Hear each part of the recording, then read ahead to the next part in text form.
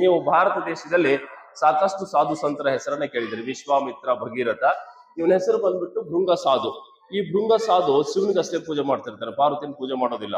ಒಂದಿನ ಶಿವಲೋಕದಲ್ಲಿ ಶಿವ ಪಾರ್ವತಿ ಒಟ್ಟಿಗೆ ಇರುವಾಗ ಇವನು ಅಲ್ಲಿಗೆ ಹೋಗಿ ಅಲ್ಲಿ ಶಿವನಿಗಷ್ಟೇ ಪೂಜೆ ಮಾಡಿ ಅವನಿಗಷ್ಟೇ ಪ್ರದಕ್ಷಿಣೆ ಆಗ್ತಾನೆ. ಅವಾಗ ಪಾರ್ವತಿಗೆ ಸಿಟ್ಟು ಬಂದು ಇವನಿಗೆ ಶಾಪ ಕೊಡ್ತಾಳೆ. ಏನಂತ? ಅವನಲ್ಲಿರೋ ರಕ್ತ ಮಾಂಸ ತೆಗೆದು ಬಿಡ್ತಾಳೆ. ಅದಕ್ಕೆ ಇದು ಅಸ್ಥಿ ಪಂಜರ ಆಗುತ್ತೆ. ಸೊ ಪಾರ್ವತಿ ಒಬ್ಬ ದೇವತೆ, ಇವನಿಗೆ ಬೇರೆ ಶಿಕ್ಷೆ ಕೊಡುವುದಾಗಿತ್ತಲ್ಲ, ರಕ್ತ ಮಾಂಸ ಅಷ್ಟೇ ಯಾಕೆ ತೆಗೆದು ಅಂತ. ಹಿಂದೂ ಧರ್ಮ ಮತ್ತು ಸಂಸ್ಕೃತಿ ಏನ್ ಹೇಳುತ್ತಂದ್ರೆ skeleton and life belongs to father, ತಂದೆಯಿಂದ ಪಡೆದಿರೋದು.